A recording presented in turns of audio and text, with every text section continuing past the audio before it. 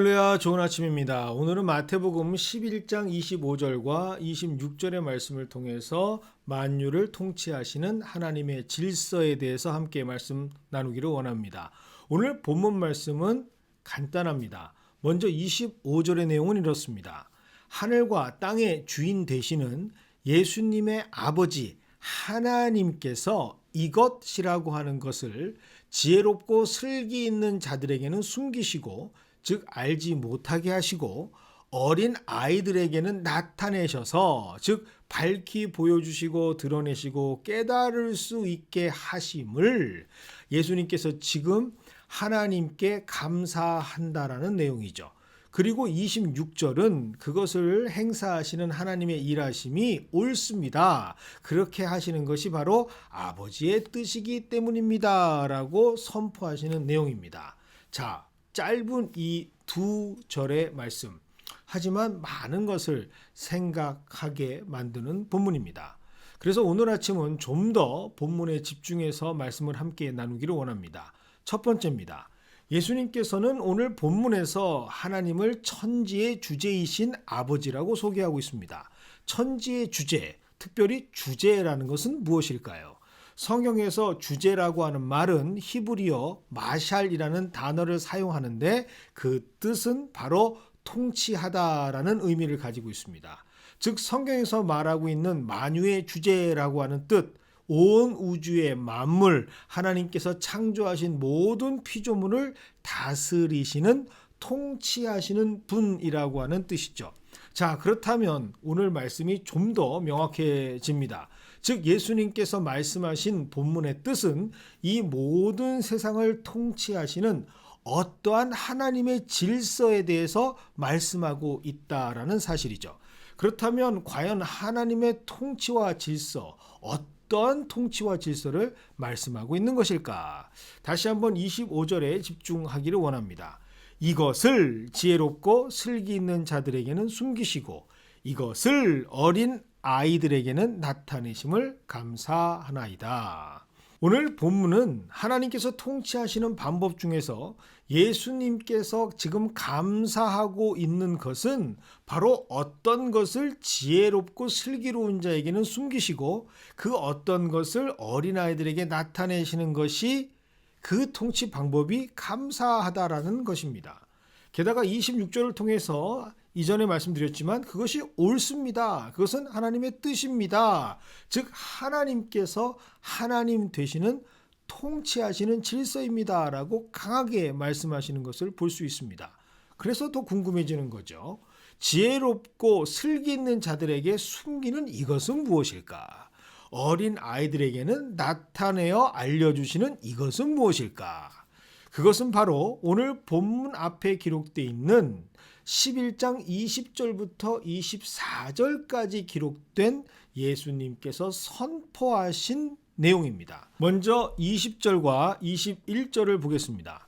예수께서 권능을 가장 많이 행하신 고을들이 회개하지 아니하므로 그때에 책망하시되 화 있을진저 고라시나 화 있을진저 벳세다야 너에게 행한 모든 권능을 두로와 시돈에서 행했더라면 그들이 벌써 베옷을 입고 제에 앉아 회개하였느니라. 즉 오늘 하나님께서 지혜롭고 슬기로운 자들에게 숨기시고 그들이 알게 되는 것을 허락하지 않으시는 하나님의 뜻은 바로 분명하게 복음이 선포되었음에도 불구하고 그것을 거부하고 회개하지 않을 때 그들이 당하게 되는 저주와 심판의 결과라는 것입니다. 예수님께서는 사랑을 받았음에도 불구하고 심지어 그것이 사랑인 것을 빤히 알면서도 의도적으로 여전히 회개하지 않는 죄와 분리하지 않고 오히려 죄와 하나로 연합된 자들은 그 참혹한 심판의 결과를 오히려 그들이 알지 못해서 죄의 값인 사망, 죽음을 당하는 것이 옳고 그것이 바로 하나님의 뜻이다라고 선명하게 말씀하시는 것이죠. 이와 동일한 본문이 바로 마가복음 6장 11절의 말씀입니다. 어느 곳에서든지 너희를 영접하지 아니하고 너희 말을 듣지도 아니하거든 거기서 나갈 때에 발 아래 먼지를 떨어버려 그들에게 증거를 삼으라 하시니. 분명한 회복의 기회가 주어졌음에도 불구하고 그것을 거부하는 자들에게는 심판의 결과가 주어지는 것이 바로 하나님의 뜻이다라는 말씀입니다. 오늘 우리가 집중해야 하는 이 말씀에서의 복음의 핵심이 바로 이 명확한 하나님의 통치 기준이라는 사실이죠. 언제부터인지 많은 교회와 강단에서 성도들에게 반드시 전해져야 할 복음의 기준과 질서가 점점 흐려지고 명확해지지 않는 안타까움을 우리는 볼 수가 있습니다. 절대적인 캐논, 즉 분명한 하나님의 기준이 점점 사라져 가면서 사람들의 생각들이 하나님의 말씀까지도 새로운 사상들이나 신학으로 탈바꿈시키는 것을 우리가 바라보게 됩니다. 오늘 말씀을 통해 어떤 이들은 다르게 전할 수도 있겠죠. 어떻게 세상의 모든 자들을 사랑하시는 하나님께서 의도적으로 그렇게 구별하셔서 어떤 사람들에게는 숨기시고 어떤 사람들에게는 알 수 있도록 드러내시는 이러한 공평하지 않는 모습을 보이실 수 있겠습니까? 하나님께서는 하나님의 뜻을 숨기셨다? 그것을 알려주지 않으셨다? 어떻게 하나님인데 이렇게 하실 수가 있겠습니까? 그들이 하나님의 뜻을 아는 것 그 자체를 원치 않으셨다라는 것은 말도 안 됩니다 하면서 그럴싸한 자신의 논리를 펼쳐 보일 수도 있는 가능성이 아주 농후한 말씀이기도 합니다. 하지만 분명한 팩트 체크가 우리에게 필요하죠. 하나님은 오늘 말씀의 대상을 은혜를 이미 허락하셨음에도 불구하고 복음을 이미 전했음에도 불구하고 무엇이 하나님의 뜻인지를 밝히 보여주었음에도 불구하고 그것을 의도적으로 거부했던 고라신과 벳세다로 그 대상을 정확하게 규명하고 규정하고 말씀하고 있습니다. 하나님께서는 분명히 죄인까지도 사랑하신다고 말씀하셨죠.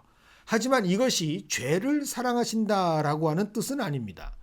죄인을 사랑하신다는 말씀은 비록 죄를 가지고 있지만 그럼에도 불구하고 사랑받아 마땅한 생명이 있는 인간을 끝까지 사랑의 대상으로 삼으시고 그들이 돌아오기까지를 오래 참고 기다리신다라고 하는 뜻이지 그들이 가진 죄 그 자체를 용인하고 사랑하고 포함한다라는 뜻이 아닙니다.